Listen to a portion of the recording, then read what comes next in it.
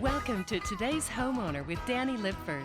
Expert advice on improving your home from the pages of Today's Homeowner magazine and professional remodeler Danny Lipford. Now, what a difference we've seen in the exterior appearance of this house since we started a facelift on it a few weeks ago. Now, if you remember what the house looked like before we started the work, it was very plain, very unattractive, had a terrible curb appeal. Well, a lot of changes have taken place, including the application of an exterior stucco system on the upper part of the house and in several accent areas. Now, last week we looked at the start of that process. This week we'll show you the completion of it, including the application of the finish coat. Also, we'll take a look at several different exterior floors that are being installed on several of the porches. This has really transformed these plain-looking concrete slabs into a dramatic-looking floor. Stay with us. We've got a lot to show you on this week's show.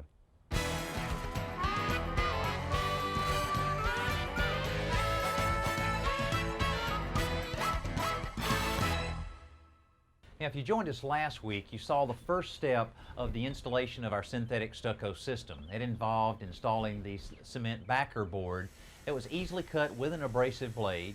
Then it was installed on the wall after we put a 15-pound felt vapor barrier using galvanized screws, very similar to the drywall process on the interior of a house. Well, the next step is what Barry's involved in now, is installing an adhesive-backed fiberglass tape. Now, this goes on all of the seams of the backer board that allows a good area so that you can install the cement base coat that he'll be installing next. Now, this is, as I said, required on any area that the two sheets butt together. Again, it's very similar to the drywall process inside. Now, the cement base coat that he'll be installing is a cement product, and it is the very first step in several steps to actually finish all of the synthetic stucco. Now, another challenge that Barry will have once he gets to some of the arches that we're dealing with here, a lot of the semicircle arches have a flexible corner bead around them. They're actually solid vinyl and have several slits on one side of it that'll allow it to flex around the actual radius. After this is installed using the same type of galvanized screws, then he's able to come back with the same cement base coat and float all of this in. Now, another thing that's taking place here on the front of the house is the installation of the final front doors. And you can see the raised panel, 4-panel mahogany doors will look great on the front of the house. Now, during the actual construction process, we use a temporary door in place of the final doors because of all of the traffic in and out can really cause some damage to them. We have some plastic nearby that anytime any significant work is taking place on the outside to finish this part of the house, we'll cover them up real well to protect them so that once it's finished, they'll look just as good as they do now. Now, around back, a lot of work's taking place around the swimming pool. You know, a lot of times people will fail to consider any potential drainage problems that may be caused by building an addition or doing certain kinds of remodeling. Well, we have a big potential for drainage problems in this area in that the pool coping and concrete surrounding the pool allows the water to flow in this direction towards the house. Then we have this area, the back porch, that flows in this direction, so we can anticipate a lot of water accumulating here in the center. Now, the way we're going to solve that problem is by the drain that we've installed here, an actual channel drain. It's about 2.5 inches wide, about 3 inches deep. You can see the little drain outlet on the bottom of it that hooks to a pipe and goes to another area. Now, later on, we'll be coming back with a plastic grating over it like this that'll slip into place and allow you to take that out maybe once a year to keep it good and clean. This is also almost the exact same color as the ceramic we'll be installing on the rear porch, so it'll blend in real nice. Now, to dress out this other area has taken a lot of work to get to the point that it is. Actually, the original pool coping had a very irregular shape to it. We had to use a concrete saw to establish a good straight and parallel line to the house. And we used a jackhammer to remove all of the old concrete and haul all of the rubble away. Then we were able to come back a couple days ago and pour this footing, which allows the brick masons to start later today. Now, what they'll end up doing here, we've allowed just enough room for them to put a good mortar bed under this so that the bricks will be good and flush. And they'll continue on out with laying these bricks. Then when they get out to this point, here where the drain is, they'll have a brick here. And I'll have that last brick that we'll let overhang just a little bit. This will still allow the water that accumulates in this area to flow directly into the drain. Also, the bricks will be a great place for us to position our new columns that will be built here that will match the columns we have up on the balcony area. Now, once the water accumulates in the channel drain, it will continue through a pipe that was installed before the footings were poured. It's a 2-inch PVC line that converts to a 4-inch line. That'll continue on down and actually hook to a drain basin. The drain basin is there because this will later on be a nice landscaped area in case we get any kind of saturation or a lot of rain in that particular part of the yard. This will catch it and move that water to a safe area. So consider any drainage potential problems that you may have when you're building an addition, a carport, or a garage. This type of system can really solve that problem. Stay with us. Get ready to review your fix-it list as Danny and home repair pro Alan Lyle show you this week's simple solution.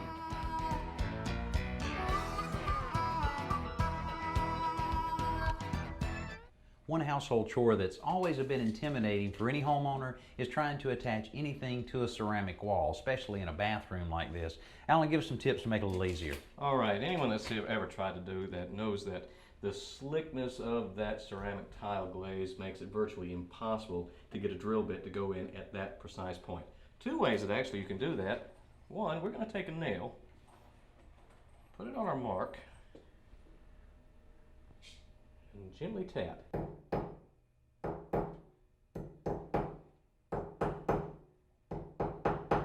And now you can see we've actually made an indentation in that ceramic, and that will hold your drill bit in place. The only thing with this is that if you hit it a little too hard, you can crack that tile. So one other thing that works very well is just to take some masking tape. We're going to come right back over our indentation and make a cross. Now, since we're going to pretend that that mark's not under there, we're going to come and mark one more time. Find our 18-inch mark. And that's where we're going to drill. Now, Alan was able to measure down from the grout joints, since they're level, to be able to level up his new marks that he has to hang this towel rod. All right, here we go. Let's put it in place.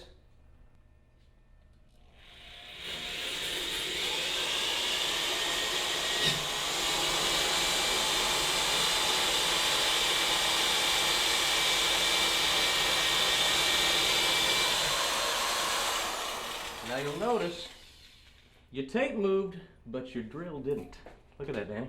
Perfect. Okay, now if you're lucky enough to hit a stud there, you'll be able to put a screw right into it. If not, you may need to use some type of fastener to make it work.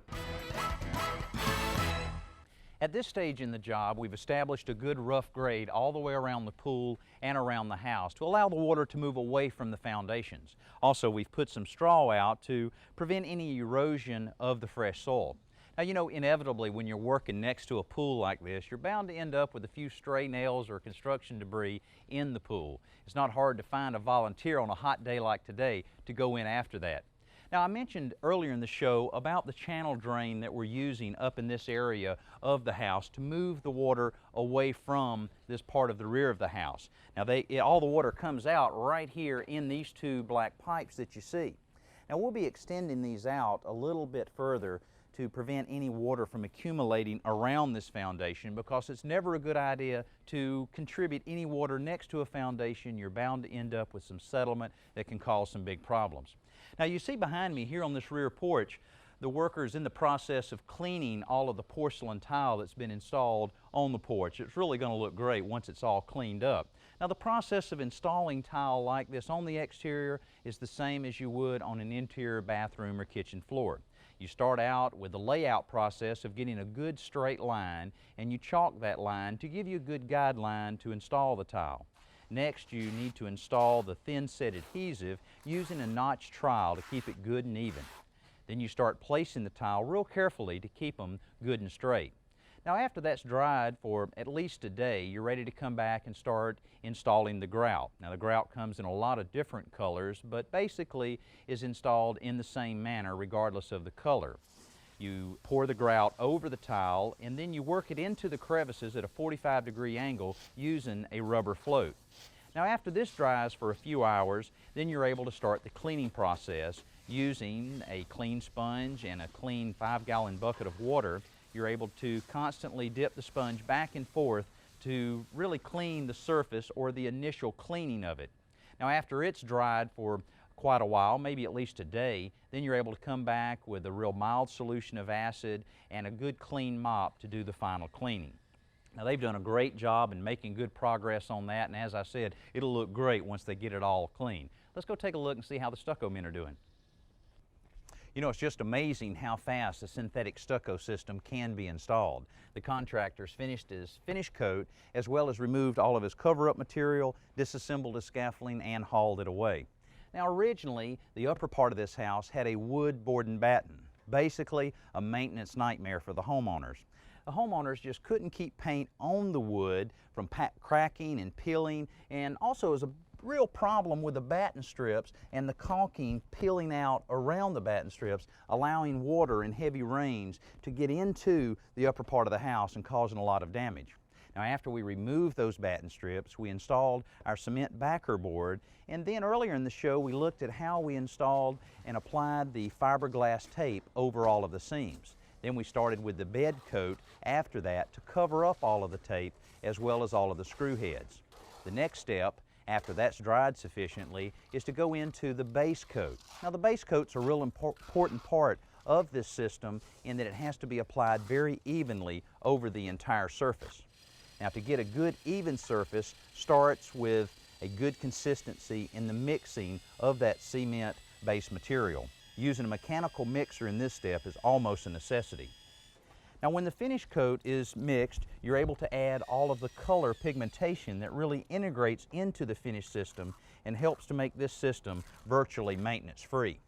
Now you know, with a system like this and the pigment being integrated in the stucco allows you to keep it this color for many, many years with almost no maintenance other than occasional washing down with maybe a pressure washer, unless of course you want to change the color, then it can be painted very successfully. Now using synthetic stucco also allows you to add some nice features to the outside of the house, just like the simple little detail we put around the windows and the doors with the 1x4 styling around that, including at the upper part of the window going around that radius with some circle head trim. Also on several of the entrances we put in a little keystone, which is very easy with this type of system. You know, you may hear a lot about some of the synthetic stucco systems and problems associated with it. The majority of those problems are a result of poor installation, particularly how they handle the openings around windows and doors. It's very important to have some good flashing around these areas as well as caulking around it with a good quality caulking. We've done that on this system and it should lead to many, many years of maintenance-free wear on the exterior of the house. Stay with us. Next is our best new product. It's time to check out the Home Center for this week's best new product with Danny and today's Homeowner Magazine's editor-in-chief, Paul Spring.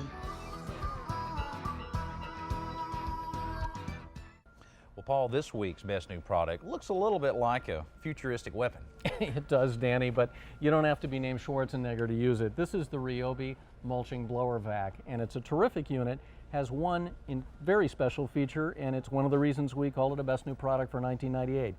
And that's the switch right here. What it does is throw a baffle inside the unit, and what that does is allow you to switch from vacuuming to blowing back again without ever having to change these tubes. Yeah, I noticed the over and under design of the blower, and of course this is the vacuum part with the larger one and then the blower on the bottom.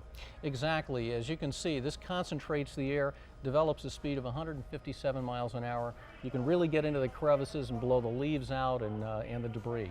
You know, also I noticed with the way the handles are set up here and the strap really makes it comfortable to use it.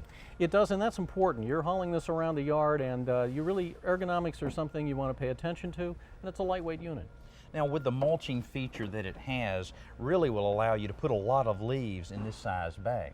Exactly right. You're reducing a lot of that yard waste, and this is easy to disconnect and empty and put right back on again. Okay, what about some other features here?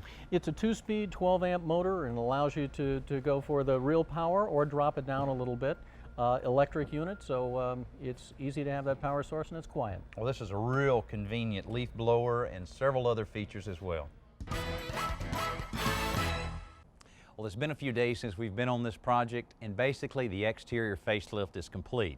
Overall, the homeowners are very happy with the outcome of the project, but they felt like they needed just a little something extra here on the front of the house. We suggested installing shutters on all of the front windows, and you can see how the painter has applied several samples of trim color to make it a little easier for the homeowners to decide exactly what color they want to paint the shutters. That'll make a big difference.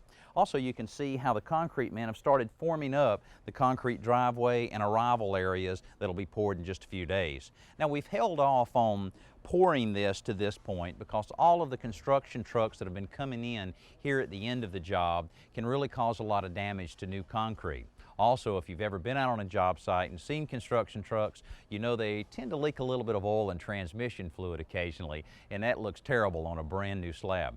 Now you can see the entryway turned out just like we wanted it, a good classic warm entryway. The slate on the floor turned out great. The mahogany doors really adds a lot to it. And I think the homeowners did a great job in selecting the light fixtures that are positioned on the wall on either side of the doorway. Now behind the house, a lot of work has taken place, especially on one of the rear porches and balconies.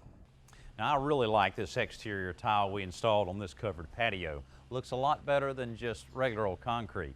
Also, the brickwork turned out real nice, and since it's been completed, it's doing just what we wanted it to do in directing any of the water in this area into the channel drains that we looked at earlier. Now, of course, the channel drains are connected to an underground system that moves the water a fair distance away from the house. Another thing we've done in conjunction with that is to install seamless aluminum guttering in several areas here on the rear of the house. Now, the guttering ties in to the downspouts that tie into that same underground system and really helps to move that water away from here. Now, if I lived in this house, I would spend a lot of time on the rear porch. Well, the columns and the handrails have really put the finishing touches on this rear porch. And this is really my kind of rear porch because it's nice and large. Also, it's open on three sides to allow that breeze to really blow through. It's also very attractive with not only the handrails and columns, but the exterior tile floor and the vaulted ceiling with the beaded board really makes for a nice looking rear porch. Now, if you haven't had an opportunity to be with us over the last few weeks and see the transformation the exterior of this house has undergone, watch this.